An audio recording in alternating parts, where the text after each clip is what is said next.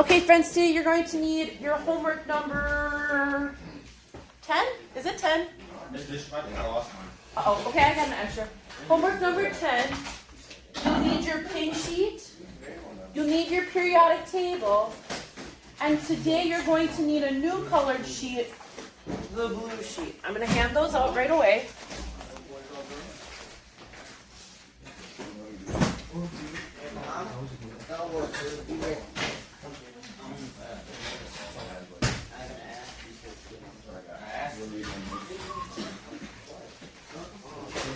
I don't know. I'm not. I haven't worked on this one. I don't know. Give one to Addison sheet for me, please. Just say the name. Okay, so let's review what we learned last time. How many of you have gotten to page 3 on your homework already? I lost mine. You lost it? Okay, let me find an extra one here for you. Donovan, come and grab this one. All right, sweet. I'm going to start number 1 for you. On the first one? On page 3. Oh, okay. No. You can do pages 1 and 2 on your own. Okay, so these are our 2 starting materials, zinc chloride. All right, I'm going to need you guys to like simmer it down and turn your voices off. Wait, what page? Gents, guys.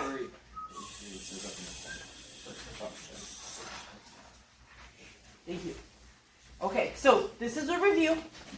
If I'm going too fast for you, I suggest that you go back and watch lecture from last class because that'll help you. Okay, so remember we're going to be doing the outside 2 ions that need to combine to form something new. So in order to form the compound, we need to know the charge of all of the ions. So what is the charge of zinc here?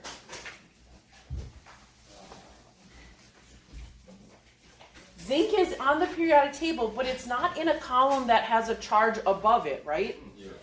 So we have to figure out from the compound what its charge is. So what is the charge of the chlorine here? 1 chlorine has a charge of -1. Okay, so but your compound tells you that you have 2. So you're right, it does have a 2- charge here. What does the zinc have to be so that the sum of all of the charges is 0? 2 positive. Okay, so that's how you figure out all of the transition metal charges. You have to look at the compound because it's different every time. You can sometimes look on the back side of your periodic table. There are pluses on that thing. They don't mean the same thing though. So sometimes you'll get lucky and sometimes unlucky. So you have to figure it out from looking at the compound. This compound here has 3 elements. That means that something has to be found from the pink sheet. What is that something? OH. And what is its charge? -1. So my red compound should be on the pink sheet. It's hydroxide. So are these charge numbers the same? No, so you have to switch them. So the red compound should be Zn, OH in parentheses, 2.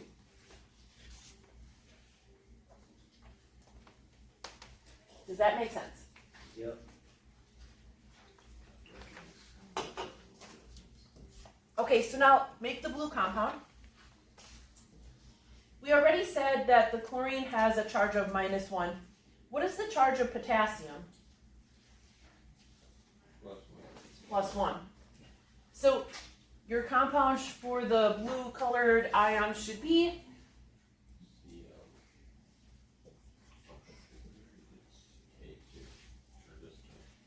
well, K has a +1 and chlorine has a -1, so That's good. is this okay? Yeah, so the 2 that the chlorine, the 2 on the chlorine goes away. It does. Is this okay? Yeah, the K has to go first. The K has to go first. Yep. Why does that go first? Because it's the plus charge. Plus always comes first. So KCl. I let the mistake happen though because that's a very common thing. Okay, is this balanced? Does it need balancing? It does need to. It does need balancing, you're right. So I would put a 2 here and here. Does that make sense? Are you with me so far? Okay, so this is all review. This is what we did last time. If you're bad at this, don't worry. There are so many homework problems, you'll get good at it. Okay, so now that's not all there is to do, though. Let's take a look at the blue sheet that I just gave you. The blue sheet is, it says on here, it is the rules for solubility. So let's talk about what the word solubility means. If something is soluble, it means that it dissolves.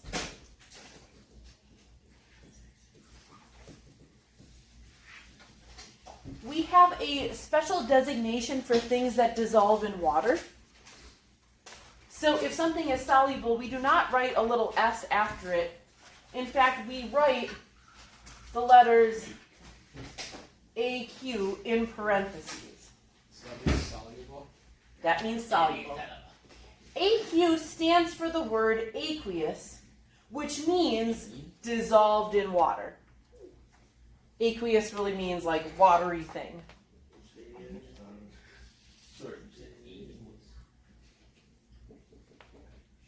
So if something is soluble, it will have the small letters AQ. Does that make sense? We're not ready. I would write it on my blue sheet, yes. I'll show you where in a little bit. If something is insoluble, what do you think that means? That Does not dissolve in water. If something does not dissolve in water, we give it a different designation. It is small letter S, which stands for the word solid.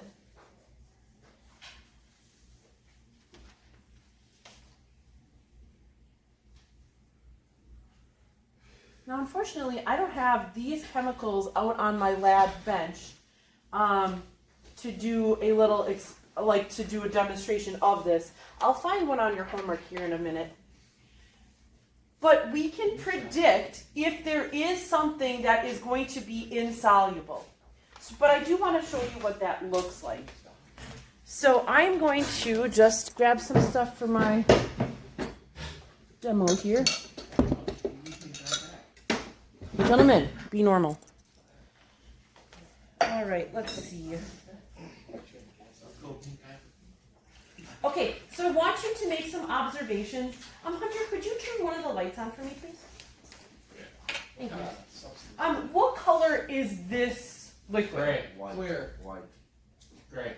Well, there's some bits in it. Gray. I'm gonna choose a different one. Let's use this one. Okay, what color is this solution? White. It's clear, and colorless. If it's white, it would be like milky. Okay, what do you want me to mix with it? Whatever. Which one do you want me to do? Should we use the blue one? Yeah. Yeah. Do you have any purple stuff up there?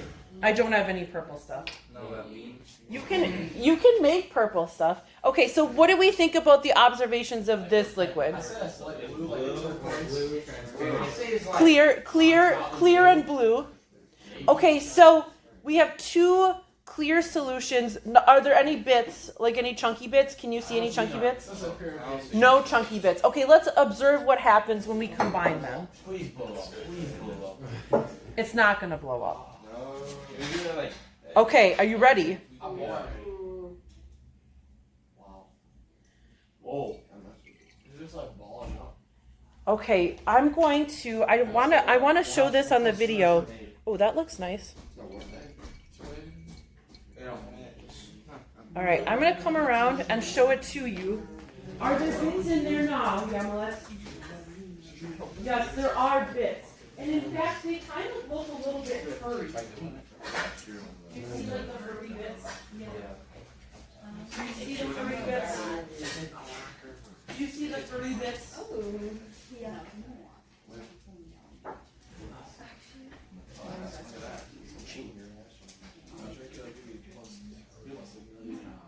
It'll not give you plus a million. If you drink it, you'll be like Sophia. Do you remember Sophia? Who's that? Oh, only seniors would remember The her. blue shiny? She was a foreign exchange student, my first year here, and You drink it. she stuck her finger in one of these like beakers and then put it on her, like licked her finger. Oh. And then she was like, "Oh, my tongue hurts." Okay, well that's what happens. We gotta try it. No. And if you ask that again, I won't let you do this lab. Okay. Oh. Wait, what'd you ask? If he could do it. Okay, so what we want to do is predict if something chunky will happen in the solution. So let's see what we can do using our blue sheet. So we need to identify, gentlemen, we need to identify this little designation for every single compound in our reaction. That's called the state of matter. So let's start with zinc chloride. I think that it's a good practice to start by looking at the second element or ion in your compound. So try to find chlorine on your blue sheet. It's on the top. It's like the third row. So it says that all are soluble, which means that it would be an AQ. All are soluble except AgCl, Hg2Cl2, and PbCl2. Is zinc chloride one of the exceptions? No. So then what designation should it have? What little letter? It should have a little AQ. It should have AQ. Good. Wait, so S means inside. S means insoluble. Yes, that's what's kind of weird. If something is soluble, it doesn't get the S, it gets the AQ. Okay, so what about KOH? So I'm going to find OH, and it's down at the bottom. It's the second from the bottom. And it says that all are insoluble except those of alkali metals. Do you remember what group is the alkali metal? The group 1A. So I would maybe write group 1A next to alkali metals here on my blue sheet. If that was something I had a hard time remembering, I would write that down. Of course, this is a colored sheet, so that means that you can use it whenever. Right where it says alkali metals. Yes, ma'am. Yes, sir. So for finals and stuff, are we gonna like take a test on like everything we learned? No. Your test will be only on Unit 3. Oh, okay. There are some things though, Donovan, that are like you always have to know how to calculate formula weight. You always have to be able to balance an equation. You always have to be able to use significant figures. And so in that way, it's cumulative. But I'm not going to ask you any questions about the atom. Okay. There are some things that you just always will have to know, and so that makes it cumulative. But I'm not going to ask you any like chemical versus physical, and there won't be any things on the atom. Okay, so it says that alkali metals, blah, blah, blah, blah, blah. Is KOH one of the exceptions? Yes. It is. So that means that it should have the letters AQ. Because they're all insoluble, so they should be S, but it's one of the exceptions, so it's the other thing. Okay, but now here we've got another one with that hydroxide, so let's look for that one. So it says all are insoluble except those of alkali metals. Is zinc in group 1A? No. No, so it's not that exception. And is it any of the listed exceptions? No. Nope, so it is insoluble. So that means it gets the letter. S. Good. Wait. We're good. So you look at the first letter? You should look at the second letter. Okay, that's a little far. Then why- All right, what about KCl? Are we writing this or are we just like? Well, I mean, I would. This is a homework question. Wait, so Oh. So if you don't have this on homework, your homework, this is number 1. Quick copy this down because I'm going to erase it in a minute. Is that asking for that? It is asking for that. How many of these do we have? Well, I don't know. Count. 10. 20. Holy Yeah. Like I said, you'll have enough practice that you'll know what to do. Oh my gosh. All right, KCl, is that aqueous or solid? It is aqueous. It is AQ or aqueous. 27 actually. So that's your answer. That's all we're done. What do you mean is this all we're doing? That took like 10 minutes. For language. Excuse All right, well, when you become good at this, it won't take that long, trust me. me. I said it's like All right, can I erase? Yeah. or 10. All right, let's do another one.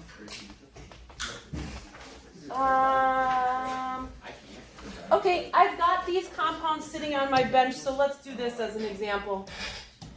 Number 2, I want you to try to predict the products. Predict them. You get it? I've got regular tissue here. Yeah, but I had to throw something out so it's easier.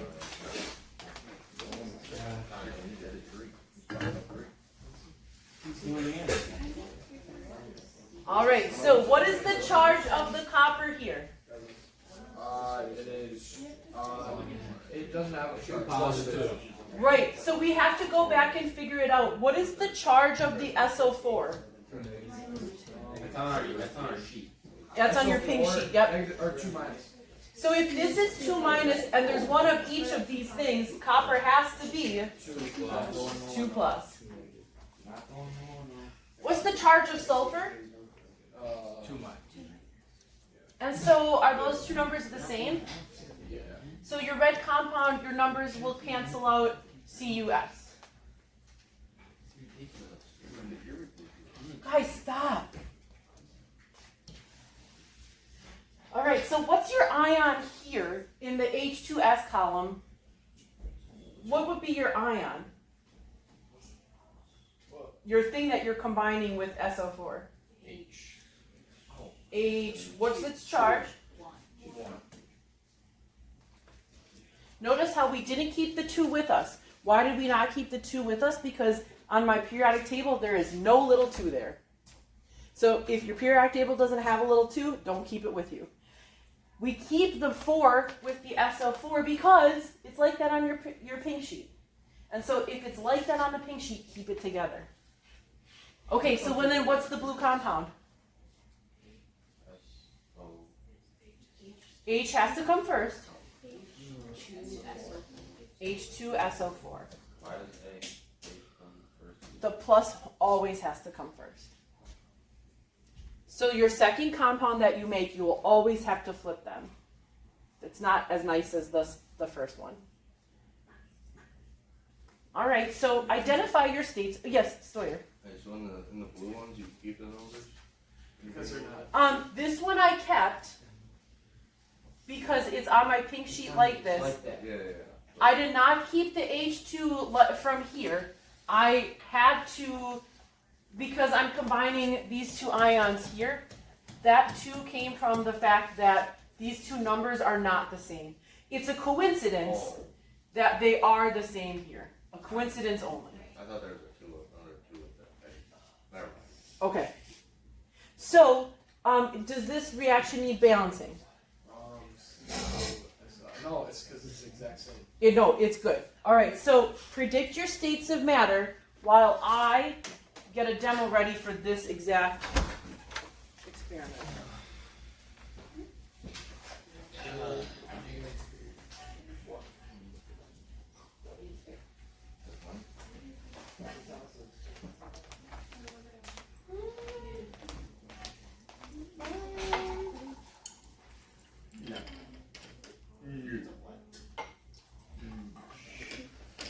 That one is a soul.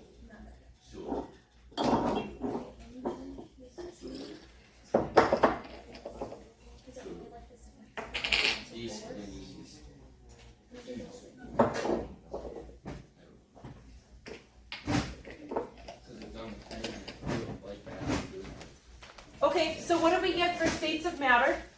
What is this? Salt dissolvable. Okay, so AQ. What about H2S? Stop. Aqueous. Where'd you find that one? Okay, so that one you're going to look for sulfur. And sulfur says all are insoluble except those of alkali metals, but H is in group 1A. Like on the bottom? Yeah. Michelle, Okay. this bus belongs to you. Yes. That doesn't mean that it's for me. Oh, I didn't order anything from Carolina. really? No, It's so not fair. somebody's going to just have to open it and see Oh, what's in okay. it. I don't know why they all say my name, Yeah. but so I don't know. I think I don't know how it from North Carolina Science. Oh, then it's probably yours. Yeah, okay. So yeah, it's just like Christmas. Okay, so that one is aqueous. What about it's the very last row? Oh, jeez. What about CUS? That one says all are insoluble except those of alkali metals. Is this an alkali? No. All right, what are the alkaline earth metals? Do you remember what group that is? 2. That's group 2A. So I would write that on here underneath alkaline earth metals. Is copper a group 2A, friend? No. And is it NH4 plus? No, so it's not any of the exceptions. That means that it must be solid, right? Because it says all are insoluble and it's not an exception. All right, what about H2SO4? AQ or S? AQ. AQ. How do I know? Well, I can know in 2 different ways. It says that all are soluble, and it's not one of the exceptions, but also, do you see the very first row of the column, or of the table, I mean? It says H is soluble. If it starts with H, Na, K, or NH4, they're all soluble, No matter what. no matter what. So that's a good trick that I like to use to not have to use this so much. Because it can be tedious looking this up. This is one of the things I don't really have memorized. Okay, so now we've done all the work that our homework requires, but let's see if our predictions are true. So in my beaker I have copper sulfate, and in my pipette I have hydrogen sulfide. So let's see if a solid is produced. If no solid is produced, it should still be like colorless, or no, not colorless because it's blue, it starts blue. It'll still be like clear, you'll be able to see through it. But, oh, that's interesting. Okay, so I can see it, but you maybe can't. Little bits are produced.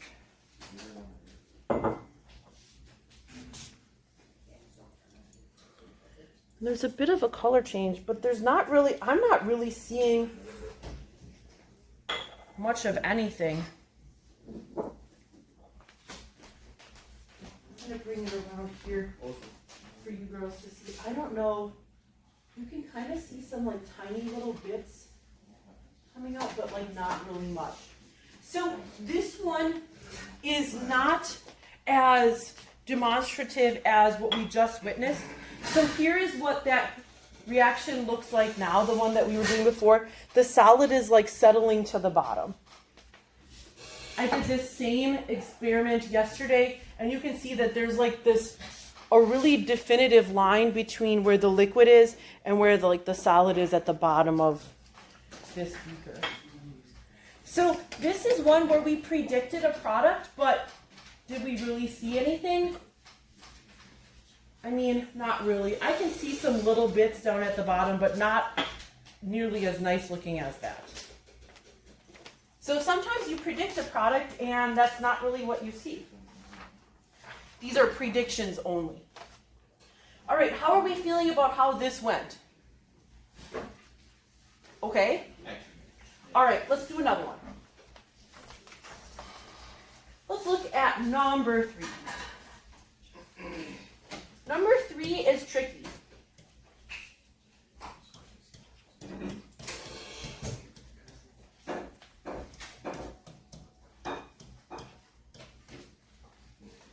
Okay, so before I do any work, I'm going to see that I'm looking at my paper and I've got H3PO4. And since we just talked about it, anything that starts with an H is always soluble. I'm just going to go in right away You do it. Just do it. and put an AQ here. Because if it starts with H, it's got to be aqueous anyway. That'd be a good thing, right? I mean, you're going to have to write it eventually. All right, predict some products. Now, when you do this, you have to be careful. If you write this, Wait, if you write what? Wait, why can't you write that? because it's not right. Let me show you what's wrong about it. What's the charge of calcium? 2. And then PO4 has a charge of 3 minus. Are those two numbers the same? No. So your compound needs to have those charges accounted for. So the 3 will come down here, and then PO4 should have a 2 outside its parentheses. Wait, why? Oh. Because it has to be, those charges have to add up to 0. And if you just have one of each, they don't. Okay, so now, looking at the two inside things, it's very tempting. Now we've been practicing this, so we know that the H has to come first because it's the positive thing. It's really tempting to do this. There's nothing right about this. It's tempting because you see the small numbers and you would think, well, I just am combining my two inside things. Why can't I just do this? If you do this, you don't have a compound that adds up to 0. So this is nonsense. So don't be lazy. You have to think through all of the parts. That's the hard part about this. Identifying which one is solid and which one's aqueous, not hard. Balancing equations, not hard. This is the part that takes a little bit of practice. Okay, so what's your actual ion, or how would you see it from your pink sheet? OH minus. What's your actual ion for the H? H plus. Now, we know that the H has to come first, right? So our compound should be HOH. But what is this really? It's actually water. So you should write it as water. Water. Wait, how do we know that? Because I just told you. Now, whenever you see water, water has a different state of matter. It's not a solid, because in order to have solid water, what do you actually need? Ice. You need ice. We're not making ice. So if you don't have ice, it's not a solid. And it's not an aqueous either, because you don't make a solution of water. Water is the dissolver. It can't have a concentration. So if it's not aqueous or solid, what is it? It is L for liquid. So I would write this on my paper, H2O equals L for liquid. Is there any other that'll be like that? Nope.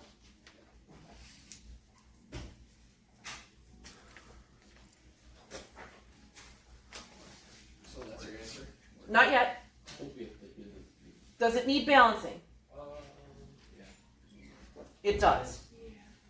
Oh, it needs So you need a 3, a 2, and a 6.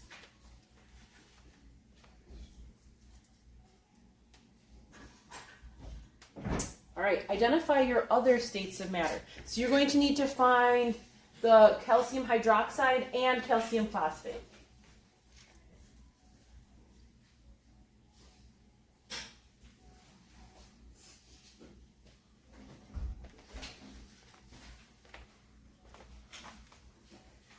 All right, so the hydroxides are all insoluble, except those of alkali metals. Is calcium an alkali metal?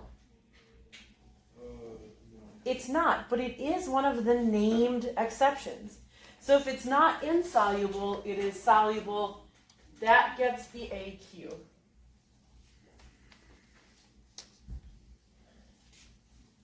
Does it make sense where I got that from?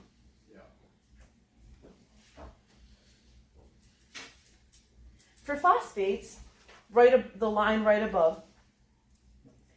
All are insoluble except those of alkali metals and NH4+. Not an alkali metal, not NH4+, so this is S. Wait, so where did you say? It's the first line in the second half of the table.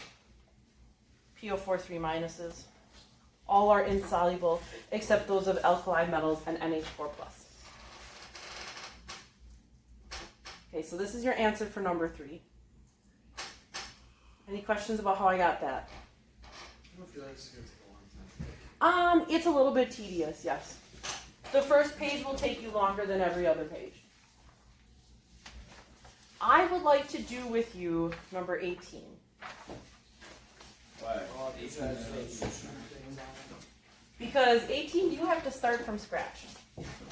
What starts from Well, you have to start even from a scratch or scratch. scratch? I would rather start from scratch.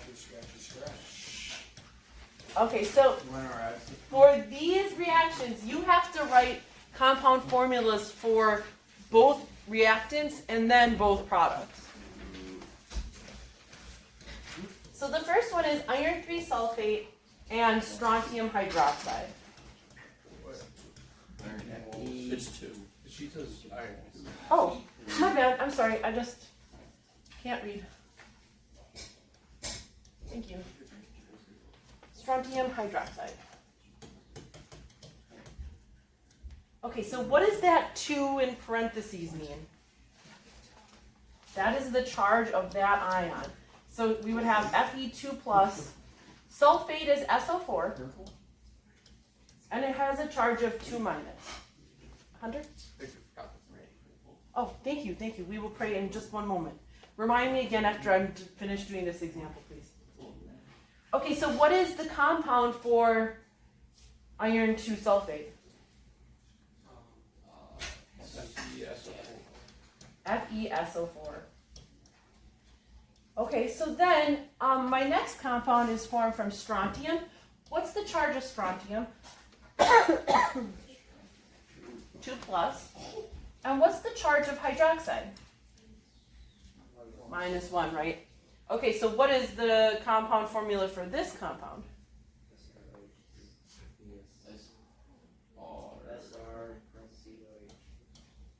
OH2, right? Okay, good. You're halfway there.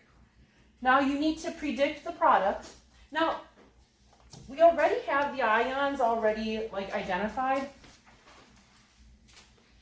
So my first compound product should be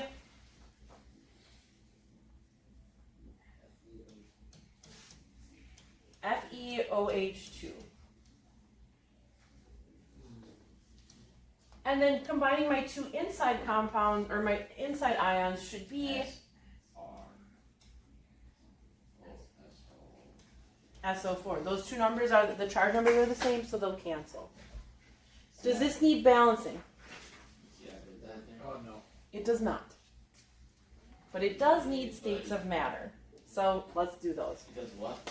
It doesn't need balancing, but it does need the states of matter. Okay, so is iron sulfate soluble? Yes. Yes, it is. It says all are soluble except, and then it is not one of the exceptions, so aqueous. Where is that? It's the SO4 2- is this line right? It's 1, 2, 3, 4, 5, 6 from the top. So if it has any of the compound in it, then you go to that. I always look at the last name. So the second ion is always what I look up on here. Okay, OH, it says all are insoluble except, but then it's one of the one of the named exceptions. So is this soluble? No. It's soluble. It is soluble. It says they're all insoluble, but then SrOH2 is one of the exceptions. So not insoluble, but soluble. What about FeOH2? That's not soluble. That's not soluble, so that'll be an S. What about strontium sulfate? Not soluble either. It's one of the it's one of the named exceptions. So in this reaction, you'll actually produce two solids. Wait, what? That's sometimes possible. Sometimes it's possible to start with a solid as your reactant. So you can't just assume that both of your reactants are going to be aqueous, or that one of your products will be. Because it could be two, it could be one, it could be none. There's a special name that we have for the thing that's the solid. The solid that's produced in a reaction like this is called the precipitate. Do we need to know that? Yes. How do we? Where would you rewrite this? Solid equals precipitate on the blue. On the blue, I probably would. That's why they're called precipitation reactions. So what does the word precipitation mean? Like, if you heard that in real life, Water goes up. Yes. say that again? Precipitation, like if water goes up. Like if you have water. That would be evaporation. Oh, shit. So like, for example, this morning it was raining when you came in the building, right? Oh, It was precipitating. Oh, wait, no, that's Oh. Nope. Nope, it was Where does precipitation mean, David? Gas. precipitation. When you're guessing something. No. It's also called precipitation when it snows. So what is the same thing when you've got rain and snow? What is the same thing that's happening? Or sleet, or freezing rain. Rain. It's not. Nope. It's not changing. It's circulating. Ecosystem. No, you're only experiencing the back end of the circulation. You're only seeing water coming down from the sky. So a precipitate is when something falls from a higher level to a lower level. So like. I was about to say condensation, but then I knew that'd be even worse. No, actually, no. It's not. They're all very related words. It's easy to mix up. So it's called precipitation because it's like something falls from the sky. Something falls from the solution and like rests at the bottom of your beaker. All right, I'm going to give you the rest of class to work on this. I would highly recommend that you actually spend the time working and not playing the brand new Retro Bowl because you'll need the time.